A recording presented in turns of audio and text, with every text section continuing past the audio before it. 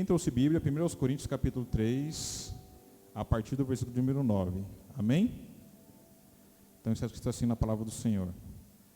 Porque nós somos cooperadores de Deus. Vós sois lavoura de Deus e edifício de Deus, segundo a graça de Deus que me foi dada. Pus eu como sábio arquiteto ou fundamento, e outro edifica sobre ele. Mas veja cada um como edifica sobre ele. Porque ninguém pode pôr outro fundamento além do que já está posto, o qual é Jesus Cristo. E se alguém sobre este fundamento formar um edifício de ouro, prata, pedras preciosas, madeira, feno, palha, a obra de cada um se manifestará. Na verdade, o dia a declarará, porque pelo fogo será descoberta, e o fogo provará qual seja a obra de cada um. Se a obra que alguém edificou nessa parte permanecer, esse receberá perdão. Se a obra de alguém se queimar, sofrerá detrimento, mas o tal será salvo todavia como pelo fogo. Não sabeis vós que sois o templo de Deus e que o Espírito de Deus habita em vós? Se alguém destruir o templo de Deus, Deus o destruirá, porque o templo de Deus que sois vós é santo. Amém? Até aqui, coloque a sua Bíblia no seu assento mais uma vez. Coloque a mão no seu coração, curva a vossa cabeça. Vamos falar com o Pai mais uma vez. Senhor, nós te louvamos, te agradecemos, ó Pai. Obrigado por essa rica oportunidade, Senhor, que o Senhor nos dá de mais uma vez adentrarmos, Senhor, por essas portas, para nos prostrarmos diante do Senhor que é santo, Pai. Ó Deus, em nome de Jesus nós te pedimos, Senhor, fala conosco, pereceremos. Nós temos a necessidade de sermos direcionados, Deus, guiados pela Tua palavra. Que nós venhamos diminuir nesse momento, ó Deus, para que o Teu Espírito Santo tenha liberdade de se mover sobre as águas aqui presentes, ó Pai.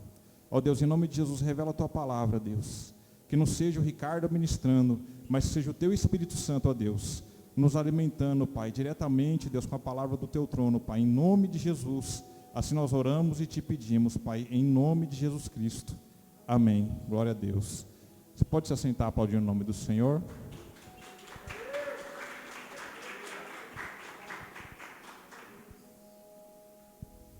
Aleluia. Irmãos, como eu disse, uma palavra bem breve. Se tivesse que dar um título à mensagem dessa noite, seria: o que estamos edificando? E trazendo um breve resumo sobre o plano de fundo, quando nós falamos aqui acerca da igreja de Corinto. Se você estudar acerca dessa cidade ou da igreja de Corinto, o apóstolo Paulo, quando ele chega à cidade de Corinto, meus amados, ele chega em profundo desânimo. O apóstolo Paulo chega a essa cidade em profundo desânimo. Porque o apóstolo Paulo já havia sido esmagado pelos judeus da oposição em Filipos. E a missão de Paulo era provar para os judeus que Jesus era o Cristo, que Jesus era o Messias. O mesmo havia acontecido em Tessalônica e em Bereia. Paulo teve esse combate. Ele teve um pouco de êxito em Atenas. E ele mesmo vai relatar em 1 Coríntios capítulo 2, verso 3, que quando ele chega à cidade de Corinto, ele chega em tristeza ou em fraqueza, em temor e em grande tremor. Assim estava o coração do apóstolo Paulo.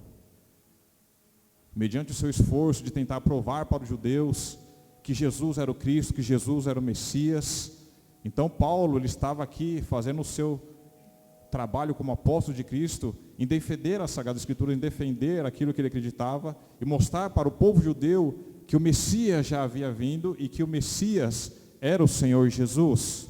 Então Paulo, quando ele chega à cidade de Corinto, ele chega em profunda tristeza, meus amados. E aí eu quero repetir, ele teve um pequeno êxito na cidade de Atenas. E aí quando ele chega à cidade intelectual, orgulhosa de Corinto, ele chega em fraqueza, temor e em grande temor. Ele mesmo relata isso na sua carta. Os seus dois companheiros de missão, que eram Timóteo e Silas, estavam em viagem na Macedônia, então provavelmente Paulo aqui ele estava só. Paulo estava sozinho. E quando Paulo chega à cidade de Corinto, ele vai se hospedar na cidade de Áquila e Priscila, que eram judeus que haviam sido expulsos pelo Império Romano, e nesse período o imperador era Cláudio. E assim como o apóstolo Paulo, Áquila e Priscila, eles construíam tendas. O mesmo ofício do apóstolo Paulo. Eles se sustentavam construindo tendas. E Paulo vai dizer também que ele construía tendas para ele não ser peso para a igreja. Paulo vai deixar claro que ele tinha todo o direito de ser sustentado pela igreja, mas Paulo preferiu abrir mão do seu direito para não servir de peso para a igreja de Corinto. Então Paulo, para sobreviver, Paulo construía tendas e dali ele tirava o seu ganha-pão. Interessante que esse mesmo ofício era o ofício de Áquila e de Priscila. Então Paulo vai se hospedar na casa de Áquila e Priscila. E lá Paulo fica. E Paulo está tomado, meus amados, por um sentimento de tristeza, de desânimo, sem muita vontade de continuar pregando e tentando mostrar para os judeus que Jesus era o Cristo, que Jesus era o Messias. Passa-se um tempo, Silas e Timóteo retornam da viagem missionária da Macedônia, encontram Paulo, e ele traz a notícia de que os conversos de Tessalônica não haviam abandonado o fundamento ao qual Paulo tinha ensinado para eles. Eles continuavam firmes, acreditando que Jesus era o Messias, que Jesus era o fundamento, que Jesus era o alicerce. Isso traz um novo ânimo sobre Paulo, e Paulo se levanta, Paulo se alegra, e Paulo diz: eu tenho que continuar pregando, porque ainda existem pessoas que creem, pessoas que acreditam naquilo que nós estamos ministrando. Isso traz um novo ânimo para Paulo, meus amados, para continuar pregando o Evangelho e tentando mostrar para os judeus que Jesus era o Messias. A primeira reflexão que eu quero trazer para a igreja, com isso que eu disse até aqui, é que muitas vezes nós também vamos ser tomados por um sentimento de tristeza, meus amados. Muitas vezes nós vamos achar que a nossa pregação não está trazendo transformação, que a nossa pregação não está fazendo diferença, e nós vamos ser tomados por esse sentimento, assim como o apóstolo Paulo. Veja só, amados, nós somos carne e osso. Não é porque era um apóstolo de Cristo que ele também não era tomado por sentimentos como os nossos, de desânimo, de não ter vontade de orar, de não ter vontade de continuar exercendo o seu chamado. Paulo foi tomado por esse sentimento. E quantas vezes nós não somos tomados por esse sentimento, amados? Muitas vezes você vem orar, muitas vezes você quer pregar, muitas vezes você quer falar do amor de Jesus, e você não encontra espaço, você não encontra pessoas com desejo, com sede de ouvir acerca do Senhor Jesus, acerca dos milagres, acerca das promessas, acerca da salvação em Cristo Jesus, e você se entristece. E aí Paulo recebe a notícia de que existia um povo que estava firme, que continuava crendo, que continuava convicto de que Jesus era o Messias. Vai ter momento, amados, que vai parecer que a nossa pregação não está fazendo a diferença, que não está surtindo efeito, que é melhor nós desistirmos. E da mesma forma que Deus trouxe um ânimo para o apóstolo Paulo, vai ter momentos que você vai estar triste, mas Deus vai trazer uma notícia que vai alegrar o seu coração. Deus vai enviar pessoas para te lembrar dos resultados da sua pregação, da sua entrega, do seu sacrifício pelo amor à obra do Senhor Jesus. O Senhor, no seu momento de tristeza, Ele vai levar pessoas até você para te lembrar que a sua pregação tem feito a diferença na vida delas, em nome de Jesus. Mas nós não podemos, amados, desistir. Nós não podemos nos entregar a esses sentimentos. Martinho Lutero, para não se esquecer, para não se desviar, ele escrevia trechos da palavra do Senhor em todos os cômodos da casa dele, porque ele mesmo relata em um dos seus livros que tinha momento que ele não tinha forças para orar, não tinha forças para se consagrar. E muitas vezes acontece conosco. Nós até temos boa intenção, nós até sabemos da importância que é orar e jejuar e se separar. Muitas vezes nós nos encontramos sem forças para isso, sem ânimo, sem vontade, porque nós somos motivados muitas vezes pelo espelho, pela influência. E quando nós olhamos para uma igreja, quando nós olhamos para um povo que não está preocupado em se consagrar, não está se preocupado em jejuar, não está preocupado em se separar, você vai sendo tomado por esse comportamento, você vai sendo tomado por esse sentimento.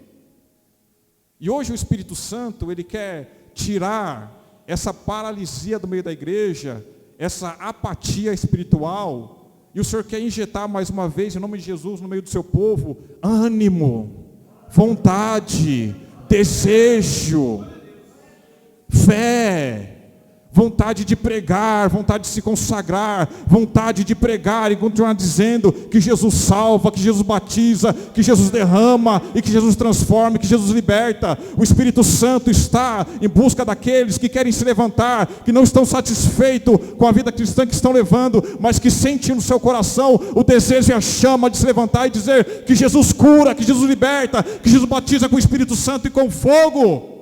Jesus quer tirar o desânimo do seu coração. Jesus não quer que você tenha que ser incentivado pelo seu irmão da esquerda ou da direita, não. Esse desejo Jesus quer que nasça através do seu coração, do seu interior, de dentro para fora, para que não tenha necessidade de ninguém te motivar, meu amado. Não permita.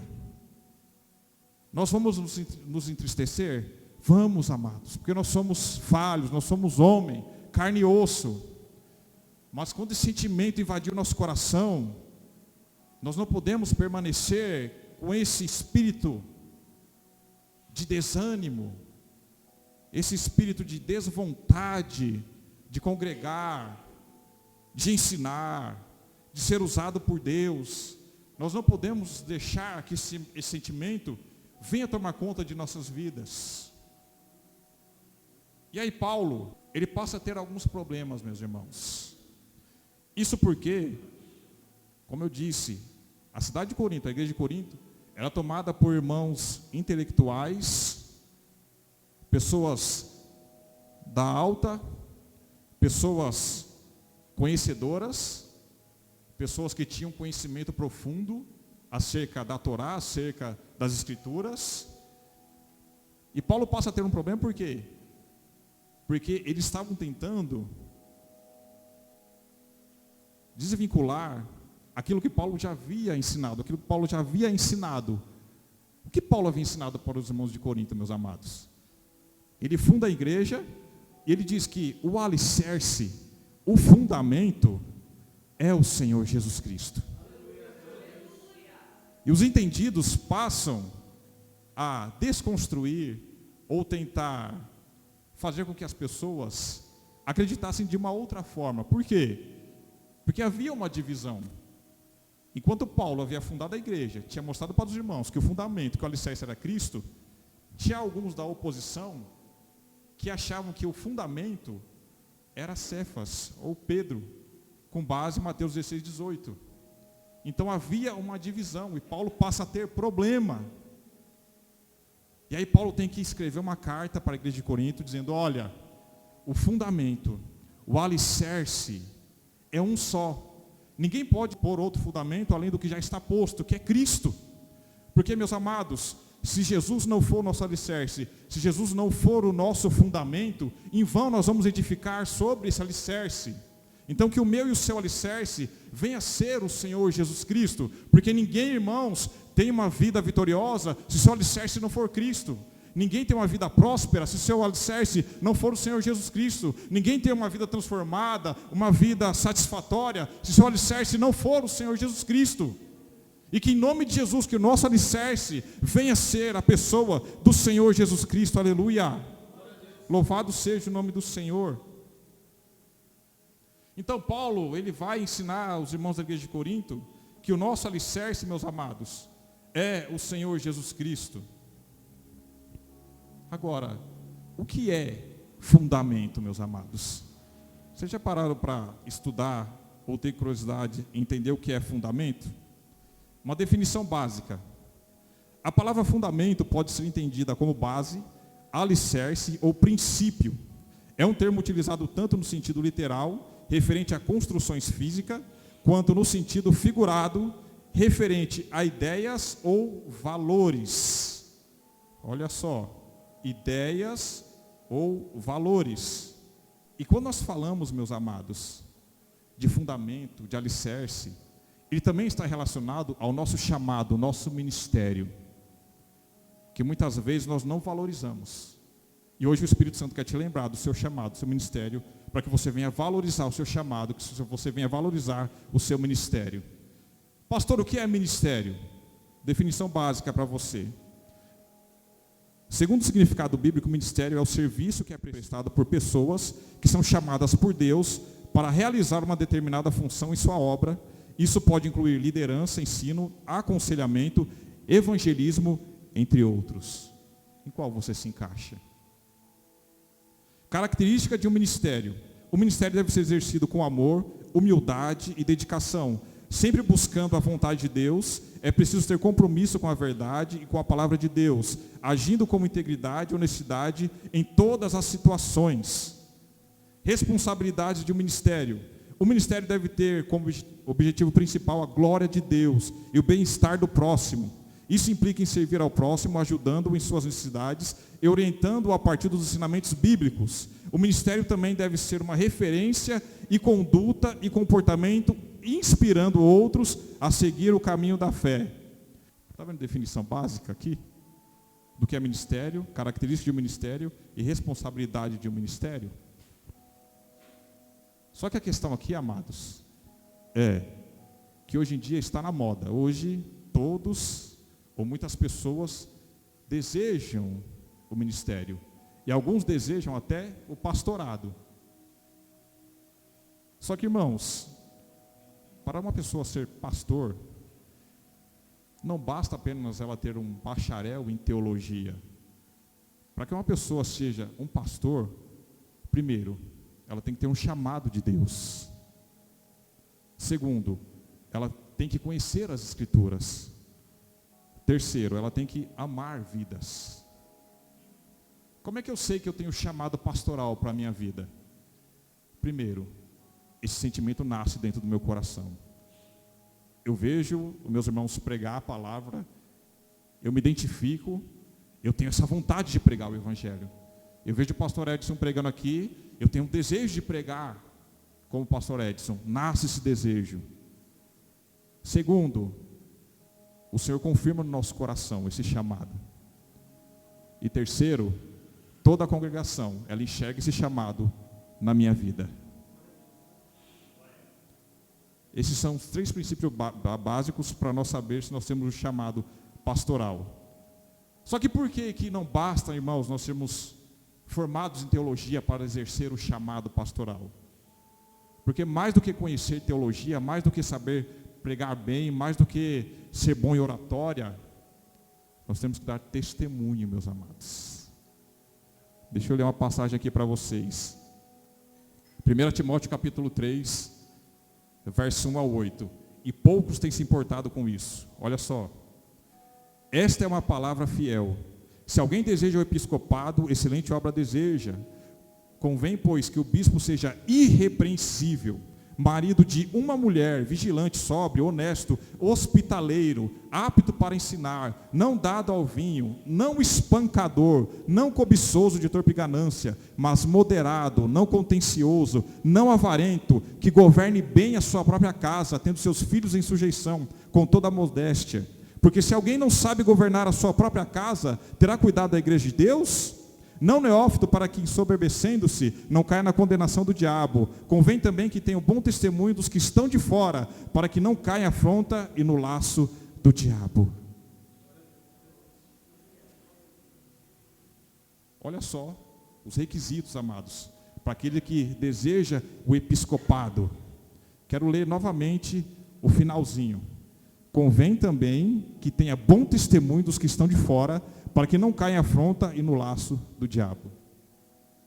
Mais importante para a minha vida como cristão, e para mim que desejo o episcopado, irmãos, é que eu venha dar testemunho para os que estão de fora.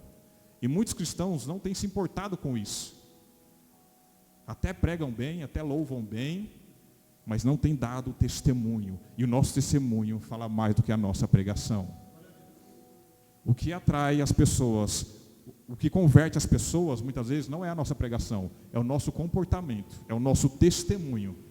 É como nós nos comportamos onde nós moramos, onde nós trabalhamos, onde nós estudamos,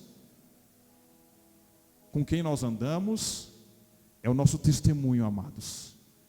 Eu me entristeço porque muitos não têm se preocupado com o seu testemunho. Muitos têm frequentado igrejas, têm falado do amor de Cristo, têm até pregado, têm até louvado, mas a sua vida particular tem exposto o nome de Cristo ao vitupério. É a mesma coisa que eu ir nas redes sociais, colocar uma roupa, como eu vejo, infelizmente, amados, eu vou falar aqui, em nome de Jesus eu vou falar. Você vê pessoas que se dizem cristãs, mulheres que se dizem ser cristãs, e colocam um biquíni e embaixo colocam um versículo bíblico. Irmãos, isso é muito contraditório. Não é testemunho. Não tem como o nome de Cristo ser exaltado dessa forma.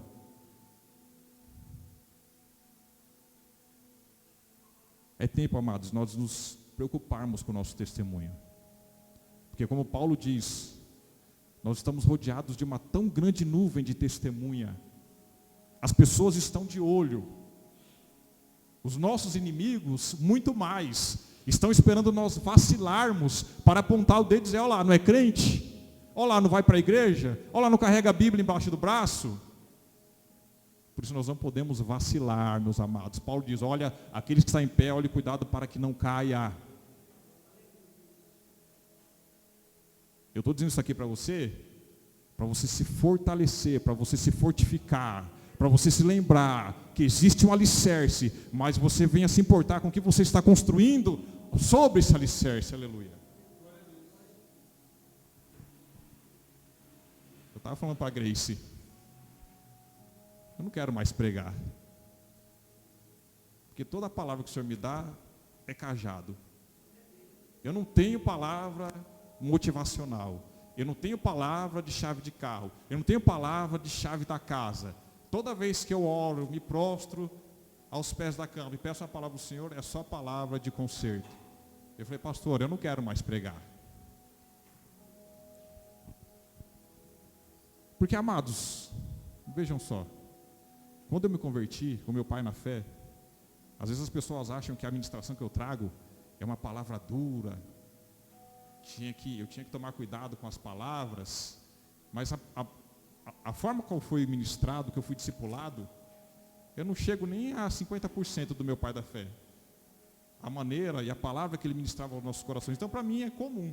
Tudo que eu falo da palavra, tudo que eu ministro, para mim é normal. Nada me ofende. Eu simplesmente pego aquilo que é para mim, aplico na minha vida, me conserto e continuo. Só que tem igreja que você percebe que se você traz uma palavra um pouco mais firme, você vê a igreja murchando, você vê os irmãos se escondendo, você vê os irmãos... Por quê? Porque não estão acostumados, amados. Porque ficam ouvindo esse evangelho fast food aí nas redes sociais, no YouTube, no Instagram, e quando vem uma palavra genuína, uma palavra que é bíblica, não suportam. É como diz a palavra, tendo comichões nos ouvidos, amontoarão para si doutores conforme as suas próprias concupiscências. Se você tem o desejo de pregar o evangelho, esteja preparado.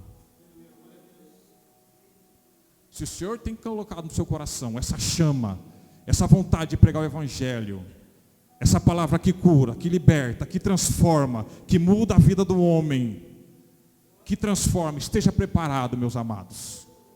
Porque vai chegar um momento que muitos vão caminhar com você, mas vai chegar um tempo que muitos vão dizer assim para você, eu caminho com você só até aqui, não mais do que isso. Esteja preparado para perder algumas amizades, porque nem todos vão com você até o fim. Paulo vai escrever em uma das suas cartas que todos os abandonaram, ele estava só.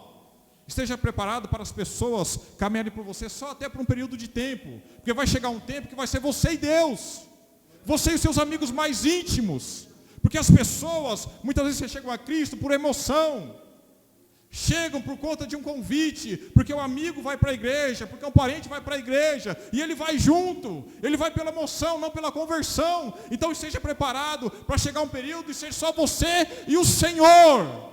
Mas mesmo quando for ser só você e o Senhor, em momento algum o Senhor vai te abandonar. Antes o Senhor vai derramar mais capacitação espiritual sobre a sua vida, e muito mais o Senhor vai fazer através do seu ministério e do seu chamado, porque o seu alicerce se chama Yeshua HaMashiach. Aleluia. Se você acredita, aplauda o nome do Senhor.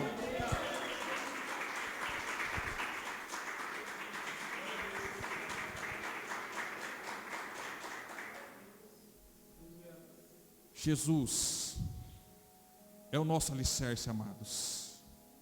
Aleluia. Olha só, Efésios 5,18 diz assim: e não vos embriagueis com vinho, e que há contenda, mas enchei-vos do Espírito. Às vezes nós nos encontramos desmotivados, sem vontade de pregar, sem vontade de orar, sem vontade até mesmo muitas vezes de adorar o Senhor. Irmãos, isso muitas vezes acontece porque nós deixamos de fazer a nossa parte. E qual é a nossa parte como servos de Deus? É buscar ter intimidade com Deus, estar próximo de Deus. Porque eu só vou conseguir me encher do Espírito, me embriagar do Espírito, se eu for próximo, se eu for íntimo de Deus. E essa intimidade não é mostrando para os homens que eu sou íntimo de Deus, não. É no meu particular, quando ninguém está me vendo. Porque uma coisa é quando nós estamos aqui, outra coisa é quando nós estamos no nosso particular. Aí eu quero perguntar, quem é você quando você está sozinho na sua casa? Quem é você quando você está sozinho em frente à tela do seu computador? Quem é você quando você está com o seu cônjuge? Quem é você quando você está com os seus filhos? Como é o seu comportamento? Como é o seu linguajar? Como você trata os seus parentes? Como você trata a sua esposa? Como você trata os seus filhos? Quem é você quando ninguém está vendo? Quando a igreja não está vendo? Quando o pastor não está vendo? Quem é você aos olhos daquele que te vê? Aleluia. Porque é lá, amados, que nós temos que dar nosso testemunho. É para a nossa família. É para aqueles que estão próximos de nós. Porque deixa eu dizer algo para você. As pessoas, elas não invejam o carro que você tem.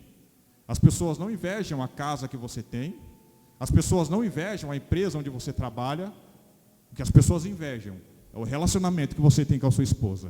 O que as pessoas invejam é o relacionamento que você tem com seus filhos. O que elas invejam é a paz que excede todo entendimento que você tem dentro do seu lar. Porque isso, meus amados, o dinheiro não pode comprar. Só quem pode trazer isso sobre a sua vida, sobre a sua parentela, é a presença de Deus. É o Veruah HaKodesh. Quando Ele toma conta de uma família, Ele traz todos esses benefícios. E muitos ficam com inveja. Por quê? Porque muitas vezes eles têm tudo, mas não têm a paz que excede todo entendimento. Porque para ter essa paz, você tem que se entregar àquele que pode todas as coisas. Você tem que se humilhar e dizer, eu preciso, aleluia, desse Jesus. Eu preciso, Senhor, eu preciso, eu vou me humilhar, eu vou me lançar, porque eu quero, ó Deus, ter um lar transformado. Eu quero, ó Deus, amar o meu esposo, eu quero amar a minha esposa, eu quero ter os meus filhos em sujeição, eu quero ter essa paz que o pastor está falando. Ó Deus, em nome de Jesus, se eu não tenho, ó Deus, eu não vou invejar, mas eu vou buscar em nome de Jesus, aleluia. Talvez você tenha falta dessa paz na sua casa, talvez o seu cônjuge está faltando uma transformação, mas creia em nome de Jesus, que Deus está aqui para fazer essa transformação de uma vez por todas, em nome de Jesus, aleluia.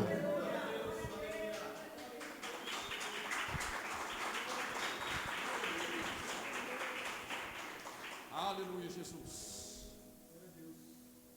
Aleluia.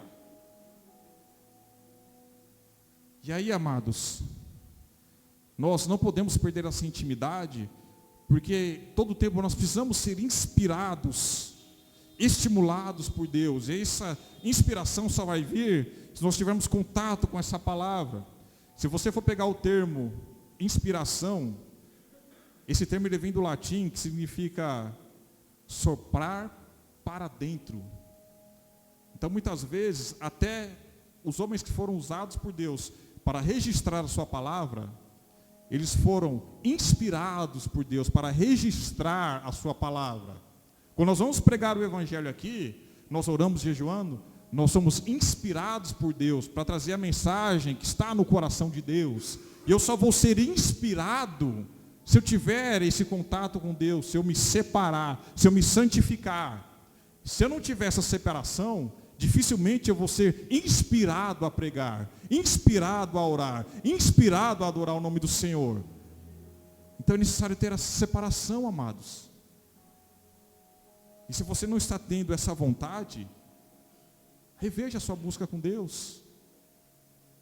Aonde está o seu coração? Nós pregamos várias vezes, os irmãos já pregaram aqui.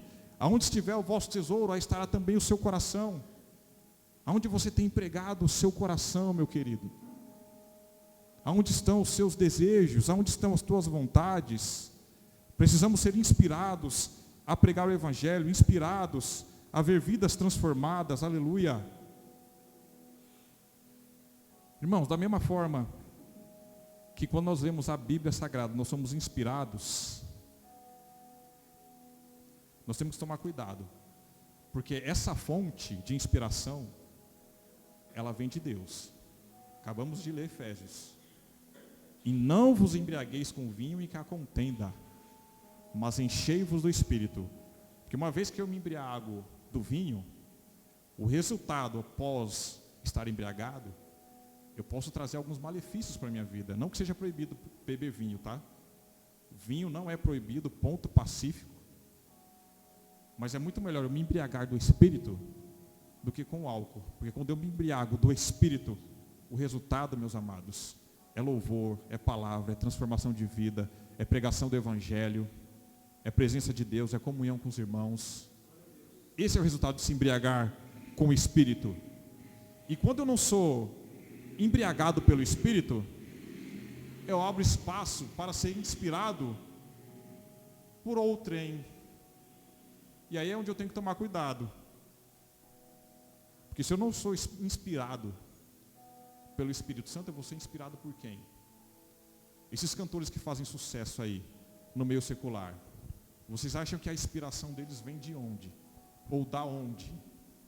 Esses cantores que fazem os seus pactos para terem sucesso, que são inspirados a escreverem letras que levam pessoas a se prostituir, pessoas a se suicidarem, pessoas a muitas vezes ficarem sexualizadas.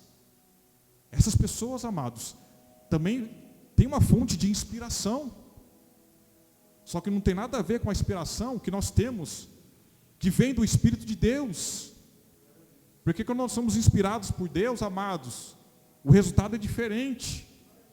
Só para você entender.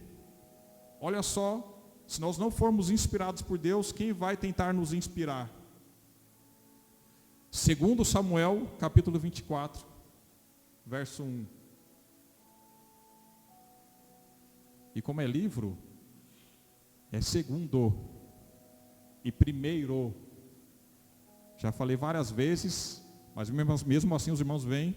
1 Samuel, 2 Samuel. Amém. E não adianta olhar para mim com cara de delegado que não vai mudar nada. 2 Samuel, capítulo 24, verso 1. Olha só, amados. Preste bem atenção. E a ira do Senhor se tornou a acender contra Israel. E ele incitou a Davi contra ele, dizendo: vai, numera Israel e a Judá. E a ira do Senhor se tornou a acender contra Israel, e ele incitou. Irmãos, é o mesmo que estimular, que inspirar. A ira incitou a Davi a numerar o povo. E aí foi quando Davi pecou, porque não confiou em Deus como Gideão. Só que essa ira aqui, amados, alguns irmãos já até sabem. Aprenda hoje quem é essa ira. Abra comigo em 1 Crônicas, capítulo 21. Olha só, é o mesmo texto. Então, Satanás se levantou contra Israel e incitou Davi a numerar a Israel, e disse Davi a Joabe e aos maiorais do povo: ide contar Israel desde Berseba até Dan, e trazei-me a conta, para que saibais o número deles. Irmãos, é o mesmo texto.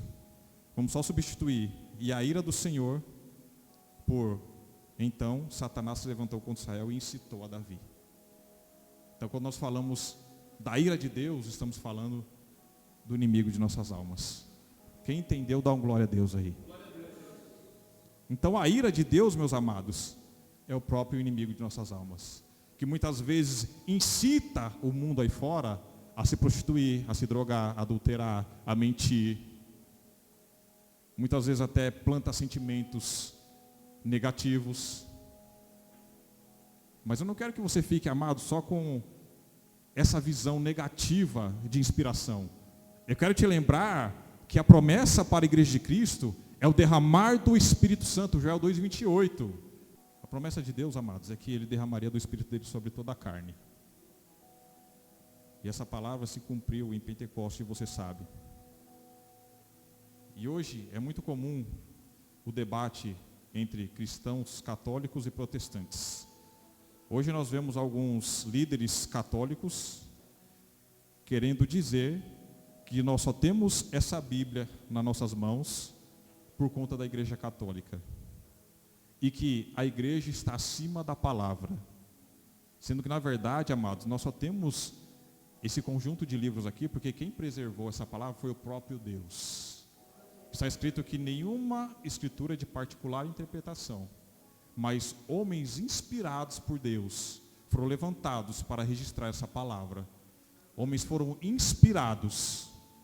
E a palavra está acima da igreja porque a palavra é o próprio Senhor Jesus Cristo. No princípio era a palavra, e a palavra estava com Deus, e a palavra era Deus. A palavra é o Logos, é o próprio Senhor Jesus. E Jesus é antes das Escrituras. Antes que o mundo fosse formado, Jesus já estava junto com o Pai.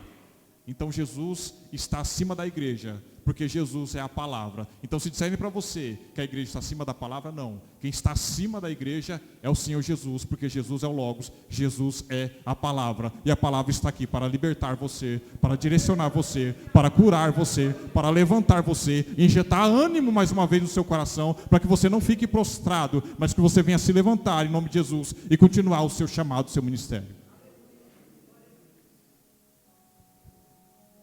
Aí Paulo, amados, vamos voltar lá para Coríntios, já vou acabar. Olha só. 1 Coríntios capítulo 3, verso 9. Porque nós somos cooperadores de Deus, vós sois lavoura de Deus, edifício de Deus, segundo a graça de Deus que me foi dada, pus eu como sábio arquiteto, o fundamento, e outro edifica sobre ele, mas veja como cada um edifica sobre ele. Porque ninguém pode pôr outro fundamento além do que já está posto, o qual é Jesus Cristo. E se alguém sobre esse fundamento formar um edifício de ouro, prata, pedras preciosas, madeira fenopalha, a obra de cada um se manifestará. Na verdade, o dia declarará, porque pelo fogo será descoberta e o fogo provará qual seja a obra de cada um. Paulo teve o trabalho de reorientar os irmãos de Corinto que o alicerce, o fundamento era Cristo. Ele disse que ele foi colocado como sábio arquiteto, ou seja, o construtor, que estava edificando sobre o alicerce. Só que ele traz essa exortação, alertando os discípulos, e serve para mim e para você, acerca do que nós estamos, dentro do nosso ministério, do nosso chamado, o que nós estamos edificando sobre esse alicerce, o que nós estamos edificando sobre este fundamento. Está relacionado, meus amados, ao nosso chamado, ao nosso ministério. O que você está edificando? É madeira, feno, palha, ou é ouro, prata ou pedras preciosas? Esse texto, amados, está relacionado ao tipo do nosso chamado, nosso ministério, como também está falando de juízo. Porque, meus amados, se eu estiver edificando madeira, feno, palha, não dá sustentabilidade. Isso se refere àqueles que até iniciam a sua construção em cima do alicerce, mas na primeira aprovação, na primeira dificuldade, abandonam os caminhos do Senhor, porque não tem resistência, não resiste ao fogo, não tem firmeza. Uma palavra um pouco mais firme, um olhar um pouquinho diferente, já desistem do Senhor Jesus. E quando eu falo de juízo é porque a palavra diz que os elementos ardentes se desfarão, então a madeira, o feno e a palha não vão subsistir no dia do juízo. A madeira até resiste um pouco, até virar carvão, mas você pega o feno e a palha, joga, não dá nem tempo. É consumido quase que instantaneamente. Agora, se eu estiver edificando ouro ou prata ou pedras preciosas, isso dá sustentabilidade em cima do alicerce. Se refere àqueles que têm compromisso com Deus, que buscam a Deus, que adoram a Deus, que amam verdadeiramente a Deus. As pessoas olham e veem o brilho de Cristo na vida deles. Estão realmente edificando sobre o alicerce. Estão fazendo a diferença. E no dia do juízo, que Paulo está dizendo aqui, esses vão subsistir. Porque o ouro, quanto mais quente, amados, mais puro ele fica, mais brilhante ele fica, mais lindo ele fica. E a palavra diz em Lamentações 3, 22 e 23, que eu e você somos comparados ao puro ouro, meus queridos. O que nós estamos edificando sobre o alicerce, amados? Porque aquele que edifica madeira fenopalha não vai resistir. Nem agora e nem no dia do juízo. E muitas vezes, os que estão edificando madeira fenopalha, são os meninos na fé, meus queridos. Que precisam ser bajulados constantemente.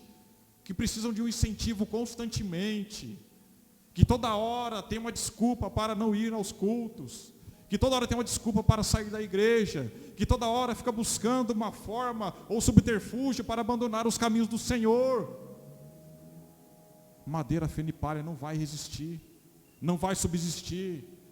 Diferente do ouro, da prata e das pedras preciosas, que pode vir pancada, que eles estão preparados, porque já passaram por grandes lutas, grandes provações, grandes dificuldades, mas estão de pé, continuam com o seu chamado, continuam firmes, ainda meio às dificuldades, estão aqui dizendo: Senhor Jesus, eu te amo, Jesus, eu te adoro, Jesus, muitos desistiram, mas Senhor, segura na minha mão e não me permita desistir, ó Deus, ainda que o pastor desista, ainda que o presbítero desista, ainda que aquele irmão que eu tenho, ó Deus, muita confiança, que eu admiro, desista, não me deixe desistir, ó Deus, porque é o meu chamado, é a minha salvação que está em jogo, ó Deus. Não me deixe desistir, ó Pai, em nome de Jesus. Me ajuda a não edificar madeira fenopalha, mas que a minha edificação seja ouro, prata e pedras preciosas, Senhor.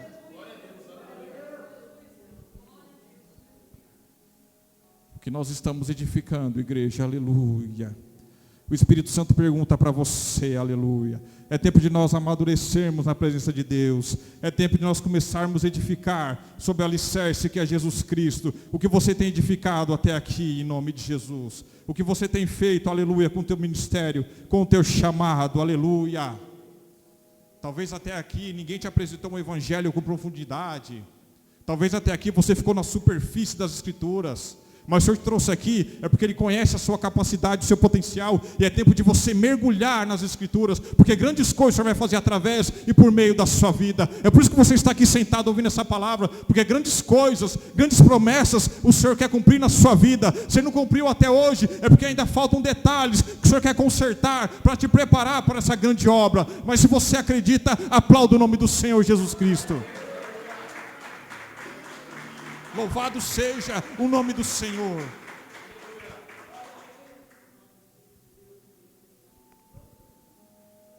Irmão, ser cristão nos dias atuais não é fácil. Você sabe disso. Grande é a perseguição. Deixa eu falar algo para você aqui.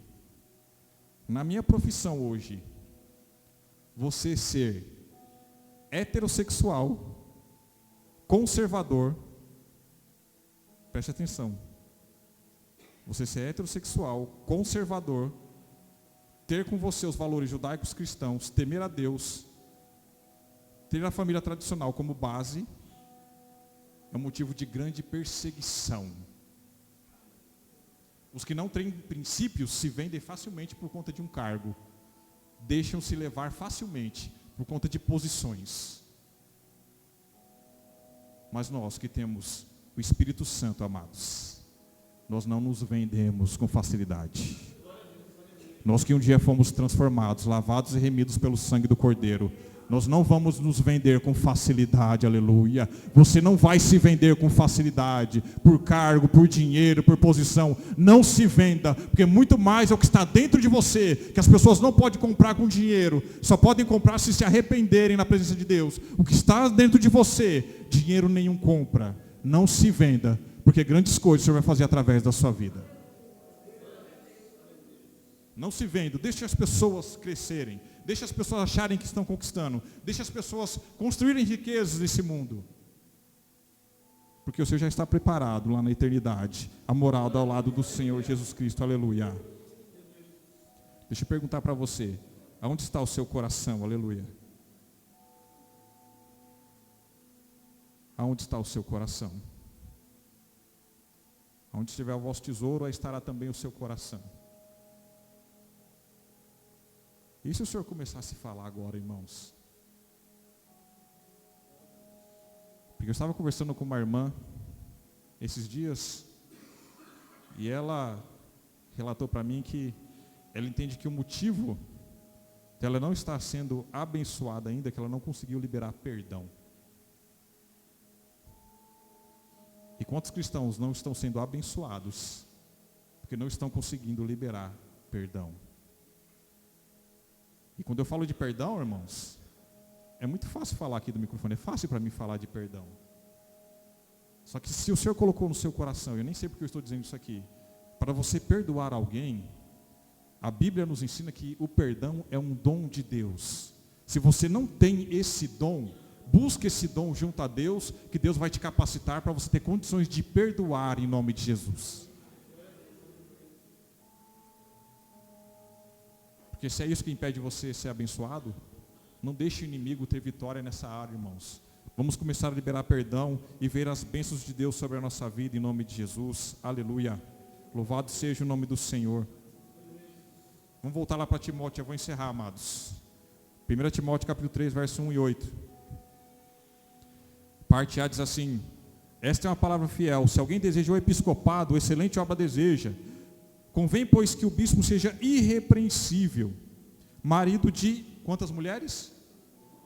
Uma mulher, vigilante, sóbrio, honesto, hospitaleiro, apto para ensinar, não dado ao vinho, não espancador, não cobiçoso de torpe ganância, mas moderado, não contencioso, não avarento, que governe bem a sua própria casa, tendo seus filhos em sujeição. Se eu não governo bem a minha casa, se eu não tenho meus filhos em sujeição, amados, eu não sou um candidato a cuidar da casa de Deus. Porque não é que Deus não queira que nós sejamos levantados, porque o acusador vai estar sempre lá. Ah, não é o obreiro da casa de Deus? Como é que não tem sua casa em sujeição? Como é que os filhos não respeitam? Como é que o relacionamento dele com seu cônjuge é briga atrás de briga? Irmãos, para exercermos o chamado, temos que dar exemplo. Temos que ter a nossa casa consertada pelo poder de Deus. As pessoas têm que olhar para nosso modelo de família e desejar esse modelo para eles. Como tem sido o seu relacionamento com seu cônjuge aqui? Você tem respeitado o seu cônjuge? Porque eu já disse isso aqui uma vez. Eu não posso simplesmente dizer que eu amo, porque amor é atitude, amor é entrega, amor é ação. Eu posso muito bem dizer que eu amo, mas as minhas atitudes não demonstram isso. Não existe o cuidado, não existe a preocupação, não existe a entrega. Então amor, irmãos, vai muito além do que dizer eu amo. E a língua portuguesa não define muito bem o que é amor. Aí nós temos que recorrer ao grego, né? Ágape, filos e eros. E aí alguns engraçadinhos tentam deturpar a palavra de Deus, que quando Davi diz, o meu amor por ti, Jonatas, é muito mais do que o das mulheres. O amor que Davi emprega aqui é o filos ou filia, que é o amor de amizade. Davi tinha uma amizade tão profunda com Jonatas, que ele declara esse tipo de sentimento. O amor ágape é o amor do pai para com o filho. E aí tem um amor eros, que é dentro da cópula, dentro da aliança, do casamento. Então amor, amados, é entrega, é ação, é atitude. Eu não costumo fazer isso. Os casados aqui, olha para o seu cônjuge, aí onde ele está, tem coragem de olhar nos olhos? Você vai falar só assim: hoje nós aprendemos que amor é entrega. E eu estou disposto a me entregar por você, em nome de Jesus. Porque assim como Cristo se entregou pela igreja, aleluia. Olha como é profundo isso, amados. Nós temos que nos entregar, aleluia. E quando eu falo, amados, desse amor, que é ação, atitude, não é ficar colado o tempo todo, como muitos fazem aí. É ação, é preocupação, é atitude, é entrega. Então, amados, esse texto do apóstolo Paulo à igreja de Corinto, ele fala acerca do nosso chamado, do nosso ministério, do que nós estamos edificando sobre o alicerce que é Cristo, e também vai apontar para aquele grande dia, e nós temos total condição e tempo para melhorar a nossa vida com Cristo, nosso relacionamento com Cristo. Se a minha obra tem sido mais parecida com feno, madeira ou palha, dá tempo de parecer mais com ouro, prata e pedras preciosas. Dá tempo de eu ser aquele que ajuda o Senhor sustentando a sua igreja, através da pregação, através, como o pastor disse aqui, limpando a igreja, através do ensinamento, através da oração. Não importa qual seja o seu dom, você faz parte dessa construção em cima do alicerce que é Cristo. E nunca se esqueça disso, porque o Senhor vai te dar total condição e capacidade para você exercer o seu chamado em nome de Jesus.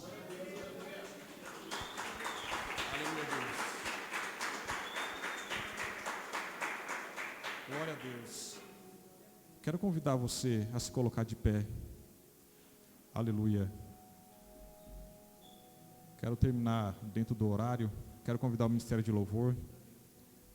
Eu quero te pedir em nome de Jesus que você não perca a atenção.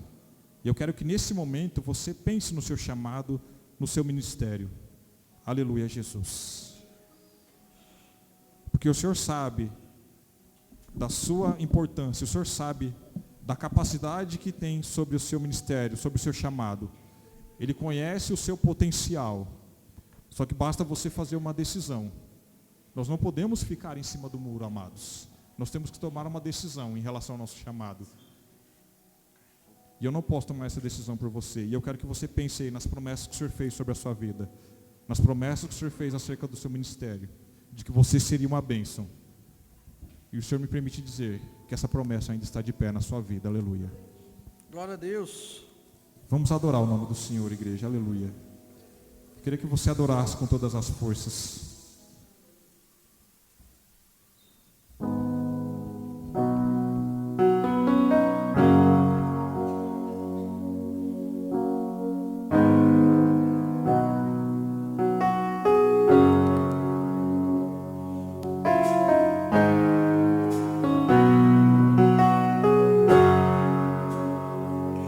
Eu não posso ficar de pé diante da tua glória.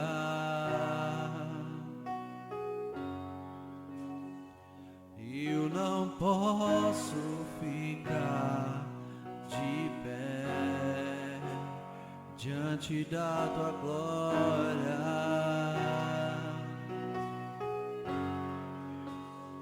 Sou teu templo, teu sacrifício, o teu altar vem queimar em mim. Sou teu templo, teu sacrifício, o teu altar vem queimar em mim.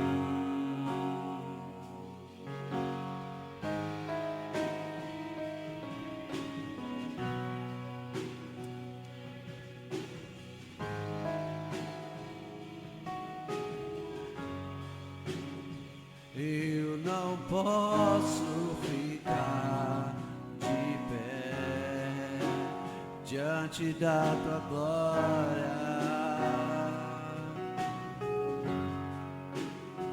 Eu não posso ficar de pé diante da tua glória.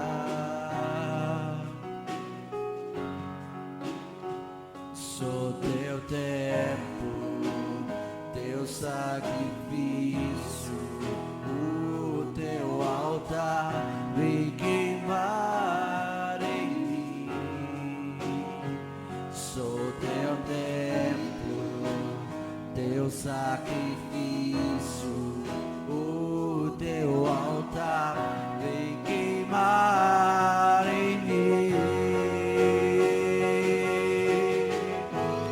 Caia fogo do céu, queima esse altar, mostra pra esse povo que há Deus em Israel. Caia fogo do céu, queima esse altar, mostra pra esse povo que há Deus em Israel.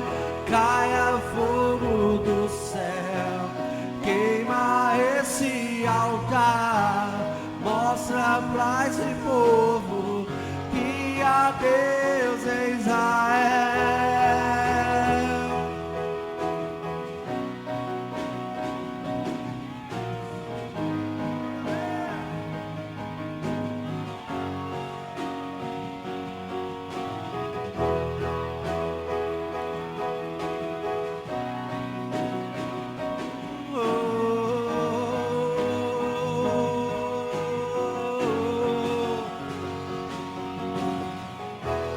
Caia fogo do céu, queima esse altar, mostra pra esse povo que há Deus em Israel.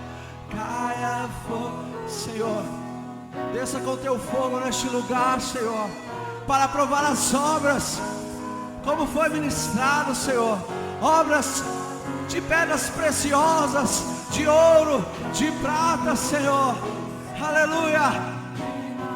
Quebranta, Senhor, os nossos corações na tua presença, Jesus, aleluia, Deus. Que o teu fogo venha nos queimar nessa noite, Senhor, aleluia, Deus. O fogo do teu Espírito Santo, mostra pra... Erga a sua voz, meu irmão, e cante conosco.